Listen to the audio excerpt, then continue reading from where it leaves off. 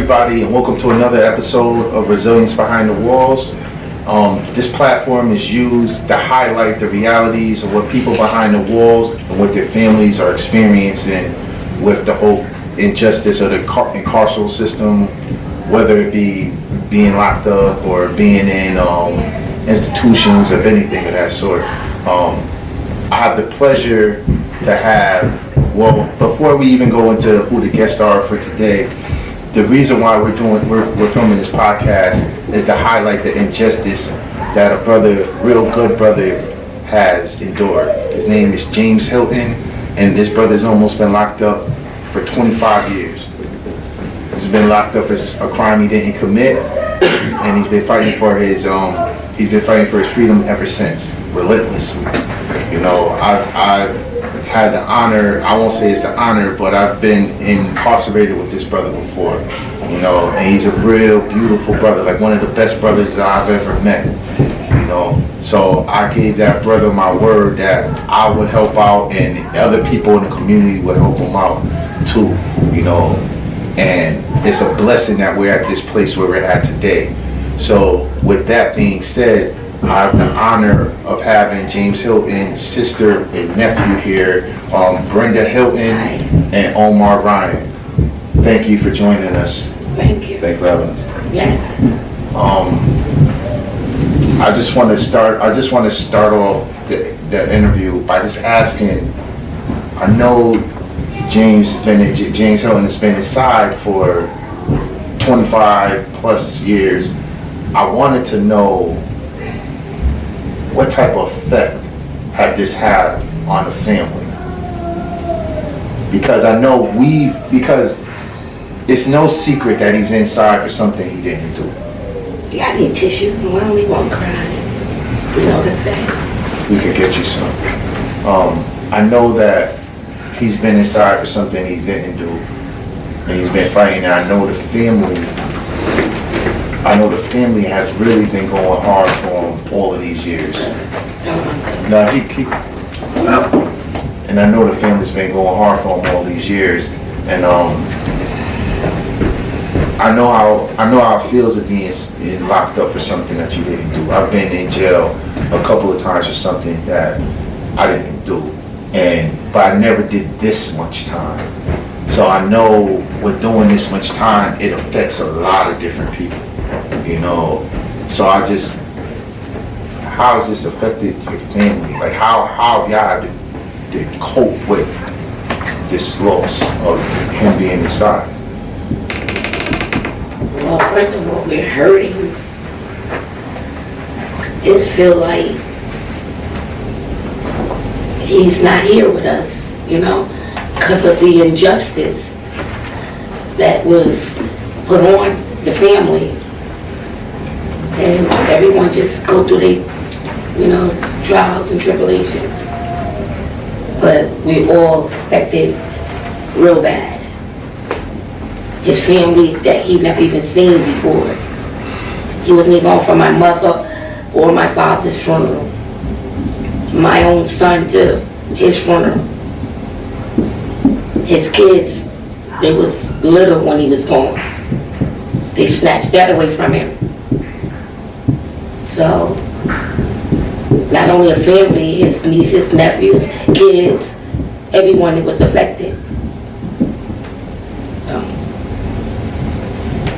Yeah, I'm just thinking of this time he's been inside. You just basically broke down. Generations have been affected by this. You know, he's a brother. He's a brother. He's an uncle. He's a great uncle. You know. And some of his greats, some of his greats he ain't even seen. That's don't even know him. Don't even know him. You know? Some of his nephews don't even know him. You know, never mind the greats. Yes. You know, some of his nephews don't even know him. Like my grandkids never seen him before. Wow. And I just, you know, when y'all say this, like, you know, how many of the family members never met him, I just think of the blessing that I was able, like, I knew, like, and when I say that, and me and Omar, we talked about this before, but I remember I grew up on Frank Street. I used to jump the gate beyond Truman Street, and they used to have cookouts and all of that stuff. And I used to always, JB always had something. They had a record store. He always had something. The arcade, he had something. Yes. He was always involved with something to give back. That's how I. Community. That's how exactly. That's what we don't understand, because he was generous to everyone that crossed his path.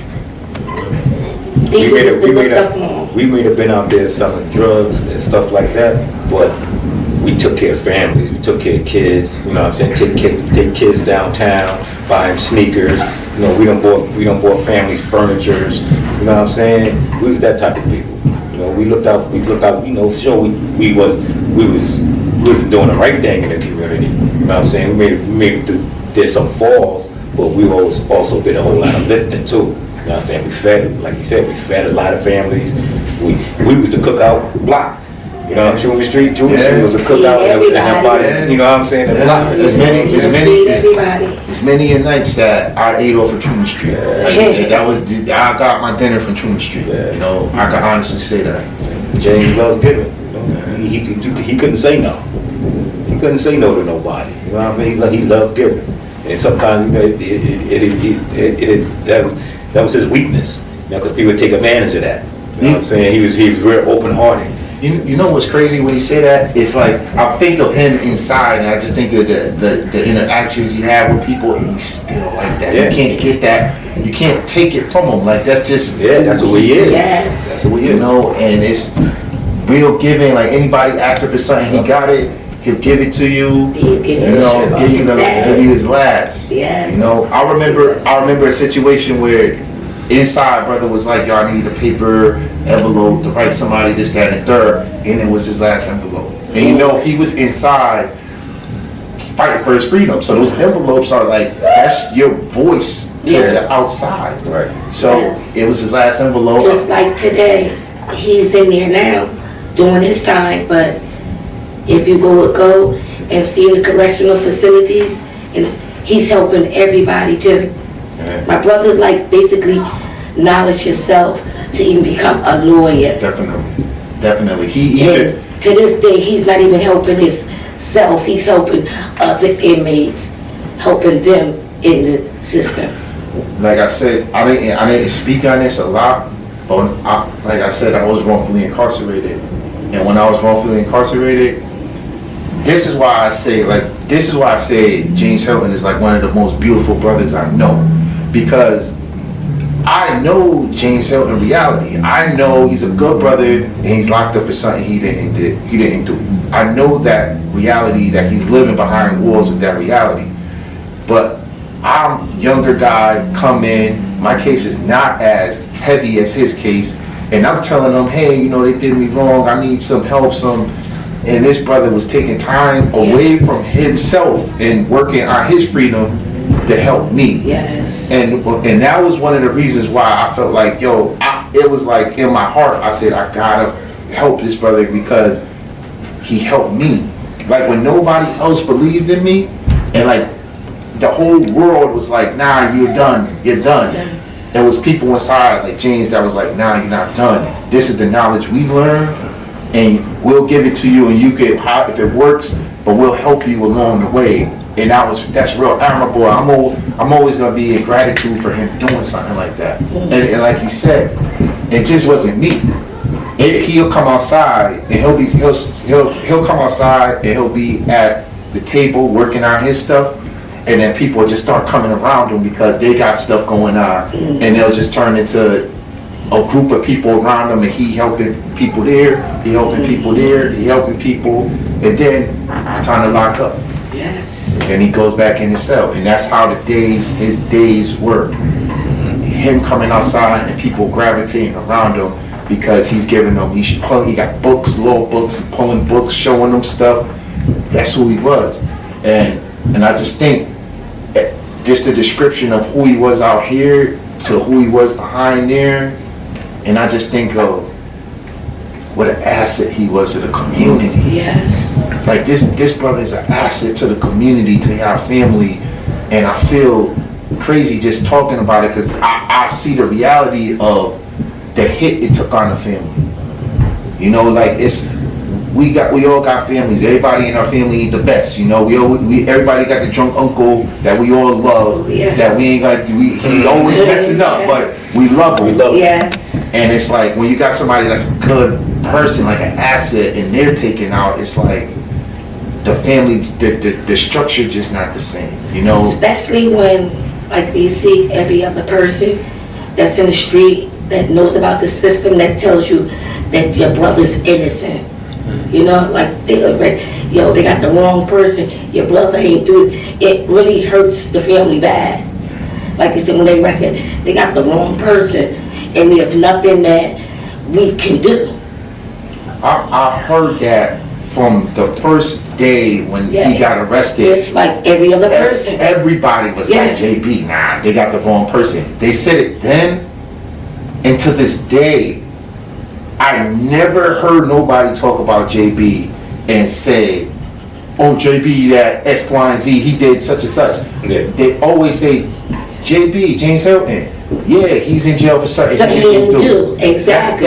That's what hurts us more than anything. But just to say, to piggyback off of that, the other side of that, when you say James' name, mention James' name, you never hear nothing negative behind it. Exactly. Nothing negative. Like you just said, you never hear nothing that, yo, that brother right there, yo, that brother good, yo, that brother, from knee high to grown men, you know what I'm saying? He was a good brother, you know what I'm saying? He levitated to kids that was being bullied. Those are kids that he kept around him, you know what I'm saying? Kids that was being bullied. So if it's a strife or a beef going on, anything, he's in the middle of it. He ain't exciting it or nothing like that. He's trying to dead it, you know. Get it over with, you know what I'm saying? He don't want nobody out here dead. No fight, we was never no killers. We ain't never want nobody dead. We wanted money. That's all we wanted. We wanted money. You couldn't be out here beefing and trying to kill somebody and make money. That wasn't us, and we wasn't raised like that. Sure, we had to protect ourselves and stuff like that. But as far as going out and saying, "Well, we're gonna go kill something, we're gonna go kill this," well, nah, we ain't go like that. You know what I'm saying? That's when I heard it when I was locked down. I heard it, shot her. I said, "Hell no, hey, ain't no way in the world, Can't nobody get me to believe that. Can't nobody come out here when I came out here and get me to believe that my uncle killed somebody." Nah, that's like my brother. A lot of people ain't know that time I was their nephew. It's like my brother. Yeah. I know him like he know me. They always say, your brother, Omar said, that's not my brother, that's my nephew. That's how I think that's my brother. That's like close. I didn't know that until when I first met Omar. I thought that was JB brother. That's what growing up, I always thought they was brothers. Yes. You know. And let me tell you, if I didn't talk to nobody when I was in the halfway house, I was on murder mode. You know what I'm saying? I was on murder mode. When I left prison, and when I heard that, because even dudes was coming in prison, dudes was coming in prison telling me. Yes. That's what I'm saying? Even dudes was coming in. One dude told me he seen it. You know what I'm saying? One dude told me he seen it. So I was on. Oh man, I was coming out here to hurt something. But thankfully, you know, I got to talk to this good brother that was in the halfway house, Louis Marcano, God bless his soul. You know what I'm saying? I got to talk to him and everything. You know what I'm saying? He got me to talk to a therapist and everything. I came out open-minded. Because it was coming at me. He told me that. You know what I'm saying? It's going to come at you. And it was, we stayed friends. And it was his people that they saying that my uncle allegedly killed. So even though he knew that was my uncle that allegedly killed his nephew or cousin, whatever it may be, he still stayed my friend. You know what I'm saying? Because I talked to him about my uncle. I told him the type of person my uncle was and stuff like that. I told him the word that was on the street. I told him the word that I heard in prison, coming out the prison and all that stuff. I told him. He said he heard it too. You know what I'm saying? Everybody, it's like That's what's that. It's like written on the wall. Like you can't go nowhere inside and talk about James Hilton, and they don't finish. Somebody don't finish the sentence off. Like yeah, he in there for something he ain't do. Like it's like as I hear you and your aunt talk, I just want to commend y'all. And what I want to commend y'all for is you got to be real strong to make it through that. And I know it's other stuff that happened within the family, like you spoke about, like other traumatic things that happen. And I'm just like, wow, it never stops. And to be strong and still get up every day and still move around, it's like commendable, you know. And I think. Like I know one of James' sons is a fireman. Yes. Like his kids, and I know James is able to be there over the phone, but I know the family had to come in and really make sure, like, we're gonna make sure, like, even what these kids don't got, they missing a father, we gonna make a that as a unit and make sure that they're good. But it hurted. Like I enjoyed it. Like especially for me. I helped take care of my brother's kids when he was gone. All the birthday, the Christmas, and Easters, I was there. And it hurt it because he couldn't be there to do this for his own kids. But just so within the family, we made sure they were well taken care of too. And it shows in the work. I mean, the results. I mean, like I said, like all results is not. But when you see major results like that, like these kids are really like, without a father, and they've accomplished as much as they've accomplished in life already. That's commendable to how that shows a testament to how strong the family unit is. Right. Yeah. You know, and a lot of times, especially in our communities, they thrive on the family unit not being strong, being broken, and that's exploited a lot. Yeah. You know, and it's just the sons to follow in the footsteps. Exactly. You know, and it's just a blessing that even with this tragedy and everything that's happened, that, you know, the family still came together. And that's why I gotta give y'all flowers because that's something real. And as a person that did time before, there's a blessing to have your family hold your kids down and hold your family down and not forget about you. Because a lot of times, especially with how much time that brother did, you know, some family members will be like, yo, he never coming home. We're not gonna do that. You're not gonna, and like for the family to still have hope and still be there, still fighting for him, still fighting with him, it's commendable. Yes, and speaking of that before, his son James, like you were saying, James Hilton Jr., he's the fireman. And before I guess he wanted to switch skills, he said, just by him growing up, listening to, he said, I want to become a lawyer so I can help my dad. He always says, I want to help my dad get out, I want to become a lawyer. Wow. So, I just think of, you know, a kid growing up their whole life, my large part of their life just feeling like, hey, I gotta help my father. yes. Like he's groomed to want to help and I'm just thinking of how many kids grow up like in the community that That's away from you. That's their existence. Their fathers are gone in their life, you know. And I know I'm real optimistic. And for everybody that don't know, just a brief synopsis of James Hilton and what he's going through right now. He's wrongfully convicted for a crime he didn't commit. One of the main things in his case, one of the main atrocities in his case was, along with a lot of other stuff, was they had this expert witness testify that was basically a hired gun for the state, and he basically got up there and lied through his teeth on behalf of the state.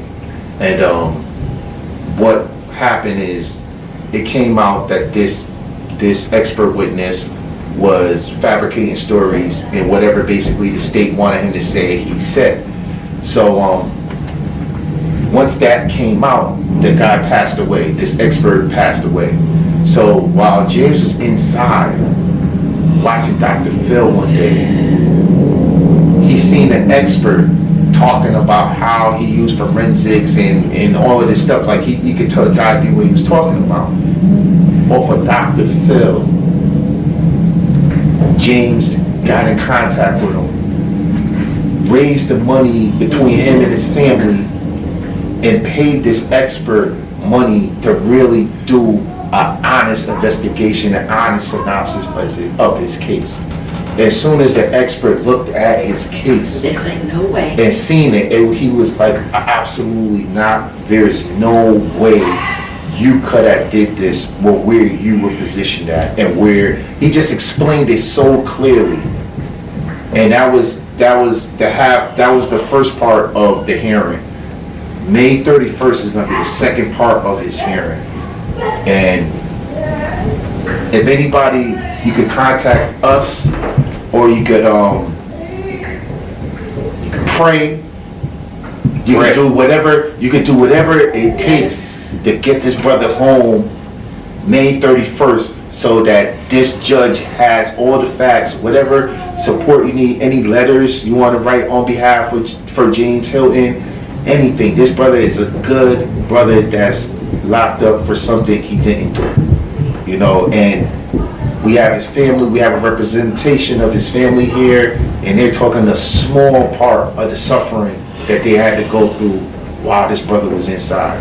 It's other stuff that I don't want to ask about, because I know it's been hard for the family, especially when you got somebody that lost in the family, but then you have somebody that's instrumental that will help out with that loss not being there, and that's really that's why I want to keep commending out for, because I know this. I know your son passed, and you're still here. You're still here fighting. You're still standing strong, and it's just real admirable. I just really admire black women. Because black women, like y'all, some of the strongest people I know. Black men strong too. I ain't taking nothing away from the brothers, but he got a lot of women in his family. These women, I see the women just doing a lot. Like, these women are real powerful. Just some of the stuff y'all endure. Our family is made up mostly women. Stop shaking and crying, but I got through it. That's why we got that. That's why we got that soft heart. You know what I'm saying? We grew up around women. We got that soft heart, man. The nurturers. Yeah. Nah, I really commend that, and I really, I'm just thinking of it, and I'm like, damn. This brother, I can't wait till the day he gets out and he just see the beauty of everything that, it's just a beautiful situation. And it is crazy too, everybody I talk to about the situation, like, nah, that brother coming home. Yeah. That brother coming home, like, they anticipating that day, and they all know, like, he's innocent, his day is coming, it's around the corner, they're about to open the doors for him. It's a lot of other people that's coming out too, a lot of people going for sentence computations, they're getting them. This is a completely different situation. He's innocent. Even before the forensic dude, even before he got the forensic dude, I talked to him last year. That was my last time talking to him, last year Christmas, and when we broke off the conversation, I was like, yo, man, I hope to see you in the next 5 years, man. He's like, what, man? You gonna see me next year. You know what I'm saying? He said it just like that. I said, all right, I'll see you next year, man. Yo, here's next year. Next year, he looking good this year, He's looking real good for him. Is there any way or anything that y'all would want to see people support James? Like, any type of way? Like, I know James, I know for sure, just talking to him the couple times I talked to him and through the letters that he sent, that he got a lot of plans to really contribute and help the community. Yes. He's like, that's like, basically I could tell from just what he's saying, as soon as he touched the ground, he's running, he's off to the winds with that's him. That's his heart. That's his heart. That's just in his heart. And before I even ask that question, I just wanted to say this too. He was one of the first people from the neighborhood that I knew that was out there like I seen every day that started his own business. Yes. Like he was one of the first people. Like I'm walking like, yo, this dude opened a store. Like I'm like, wow. Like I always thought that, you know, you had to be somebody big to open a store or something like that. Like you had to have certain resources. But when he did it, it made it more realistic to me. Like, yo, it's even to like the point where even the store, I'm working on opening a storefront, and these is examples. I'm not looking at people that's not from my community. I'm looking at people from my community that did it. And James is like at the top of the list as somebody that I'm like, He made it. He opened this. And Yeah. it just was haters there that just want to stop his game. But And he they didn't still want to did see it, though. him, you know, perspire, you know, do like you said, live up to the expectations of being someone big. They I don't know why though. But you know one thing? You can't stop what God got to be. Yeah, exactly. And even though, you know, this stuff, you know, he went through this stuff, and it's a huge blow to the family, and just a blow to his like time he got taken away from. You know, God willing, this next chapter of his life Yes. is gonna be so powerful. Because for just how I know how his brain works and what he's already working on and what he's built on, I really, you know, I can't wait until he comes out here and he just gives more of that to the community, because we need assets like him. We need assets like people that really got lived experience, really giving back to the community, guiding the community. Yes. That's what's missing. Like I know within your job of being an outreach worker, that's what represents. Like people that been through stuff, giving back to the community, right? You know, and I easily see James coming in and fitting right into And that's this. what you're doing, to give it back to the community. That's just our family. Yeah, That's how we work. it's a blessing. I mean, Even when my mother was alive, right, and my father give to the community. My mother used to feed plenty of people and to not only our family. So it's just in our nature. so They can still send money. They can send money to jail.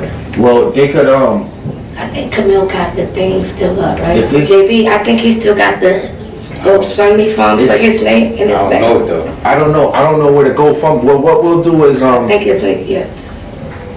we'll post a go. James Hilton go for me, right? Yes, I think so. It's still up there, right? Well, when y'all get the information, just give it to us, and what we'll do is we'll put it with this episode, and we'll have it on a runner so that people, when we're gonna get the information from them later on, and we're gonna include it in the episode. So hopefully by the time you see this episode, you'll see the information running with this somewhere in this episode, so that you can tap into and really support James. He needs it.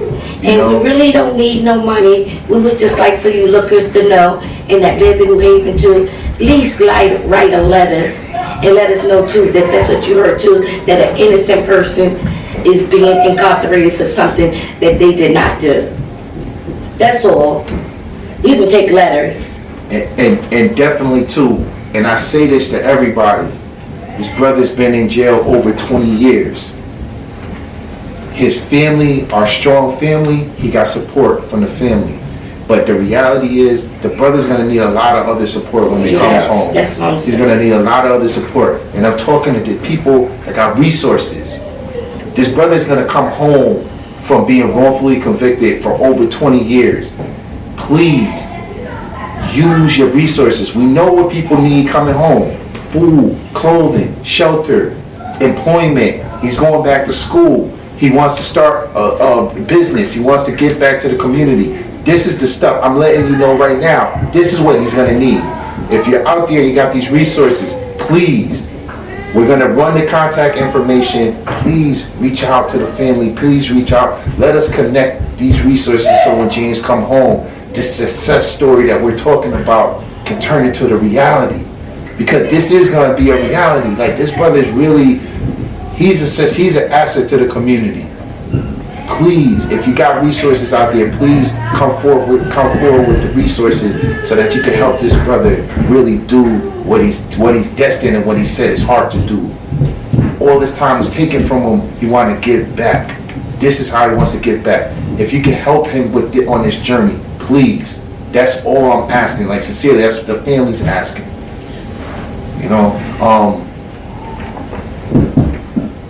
is there any last words or anything that you would want to say to...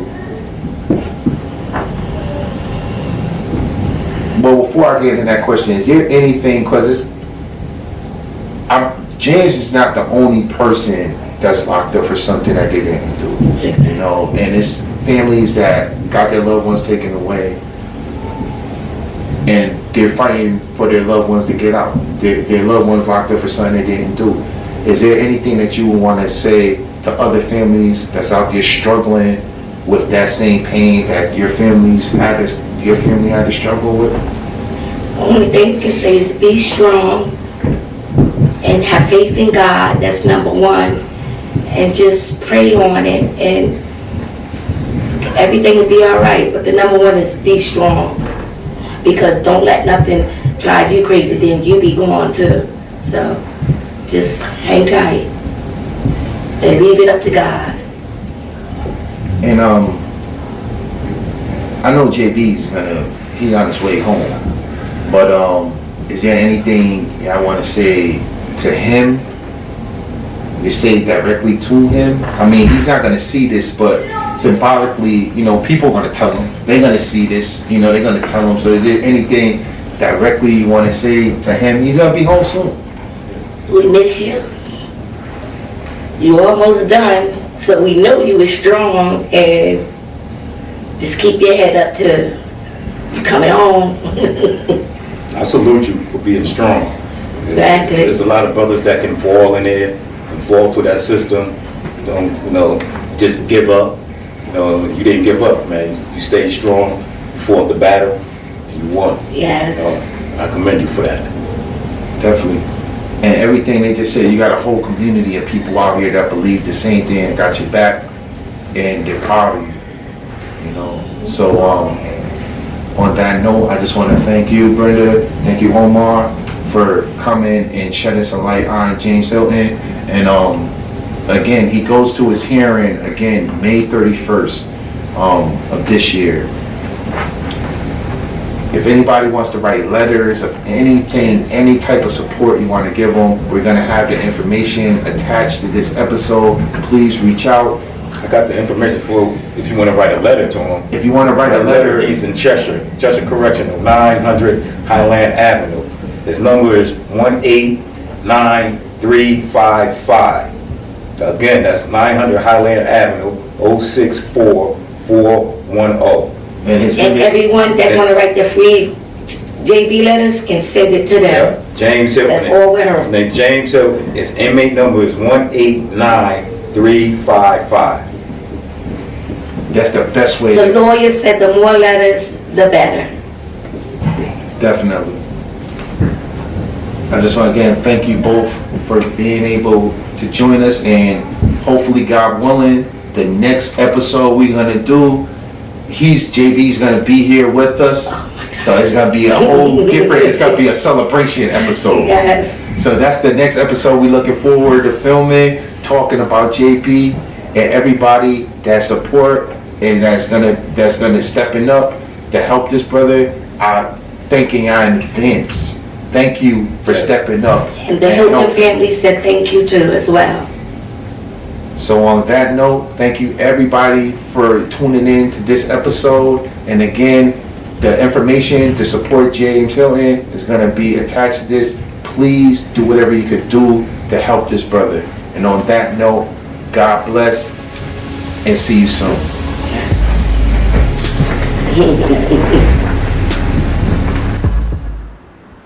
Blessings in the name of the Most High. My name is James J.B. Hilton. I'm a father of 3 lovely kids, Yamel James Jr., Maurice, and Starasia. Ripped away from my family on 7/14/2000 due to false accusations that robbed me of 20 years of my life, my freedom, and counting, destroying my life, destroying my family. The pain and also the strain this has put on my family, my loved ones, is unbearable. I have lost family members during this ordeal. My father, my sister, gone. Time lost in raising my kids, which was 15, 6, and 2 years old at that time. 15 years I stood with their mother before my false imprisonment, destroying what family we had together. Day after day, looking into the mirror just to see if I'd recognize a murderer, or better yet, just a reflection of one. But the person whom that I seek fails to appear, courageously revealing a prominent image, an image of a loving, spiritual, well-spoken, graceful, cultivated, noble Black man, and unlike the others, often blurry-eyed by the tears. Essentially, I have allowed myself to be stereotyped, another Black man misunderstood, facing this battle straightforward with wisdom, determination, and most importantly, dedication, constantly reinforcing the concepts of my innocence on a daily basis. If I'm to be freed, I will have to suffer for it. I'll have to sacrifice for it. The sacrifice that I must make, the sacrifice that I must take. My newfound scientific evidence not only does it show that I didn't commit this crime, but also shows that I couldn't have committed this crime based upon the lack of physical evidence surrounding the victim's gunshot wound, proving that the state medical examining expert witness, Dr. Arkady Katsalusu, had altered his testimony in order to make it fit to look as if I'd committed murder, framing me. My interest in attempting to establish that I'm actually innocent of this crime. Sadly to say that it's for murder, and therefore my conviction made by 12 lay jurors must be vacated and set aside because the jury had no knowledge of the corrupted activities made by Dr. Arkady Katsalusan and him altering his testimony. The jury thought that the expert was truthful when he stated that nothing will stop around the wound around the skin in a contact gunshot wound situation. No muzzle imprint, burning of the skin, scratching, etc. And not revealing to the jurors that the victim had in fact suffered from this being consistent with a long distance gunshot wound and not a contact gunshot wound. Violating my constitutional right to a fair trial and my right to be declared innocent. Actually innocent. What it all boils down to is that the greatest trick ever perpetuated by Dr. Katsalusan, AKA Dr. Studacek, to me, and I'll say whatever it is that you want me to say in order to get a conviction framing me, whatever it takes, Mr. Prosecutor, was to inspire a pool of jurors by deception, whereas to the untrained eye, that the evidence wouldn't exist. Meticulously categorizing his defense, narrowing down the field significantly, shielded by a PhDs and degrees in trickery. I'm a prime example that one small mistake can change the dynamics of everything that follows. Most intriguing was how the perfectly executed their plan, like an animal to put me out of my miseries. You see, I've been framed by everyone, including the state's medical examining expert witness, systematically the system's power against my weakness. Never in a million years will I ever fully be able to describe the pain and suffering that I've endured behind these walls. Rock bottom has nothing on this. Many days in the midst of me walking to my destination, I was literally crawling, yet unrevealing to the naked eye, my life was never been so real. But only then that I knew the truth of life is that one has to crawl to be before they can walk. It's fair to say that my life has been damaged and is in need of major repair. Fortunately, life always gives a new opportunity in starting over, in which is my reason for asking you, the public, to stand together with me as one on this in order to win the battle. Greatness belongs to a life spent struggling against a powerful wrong and trying to raise men to the highest deeds they are capable of. If you believe something impossible, it will be impossible. But once you believe there's a way, the world will offer up its power to you. There's nothing that we can't do if our will is strong through. It's been well over 20 years since my staggering sentence and the never-ending daily struggle to escape this world of pain. 20 years is far too long to be sitting in prison for someone else's crime and a murder at that. Strayed by corrupted officials, prosecuting attorney James G. Clark and Dr. Arkadine Kastelusin, that never knew that patience is a more effective weapon than the sword. Deliver a villain and a hero shall emerge.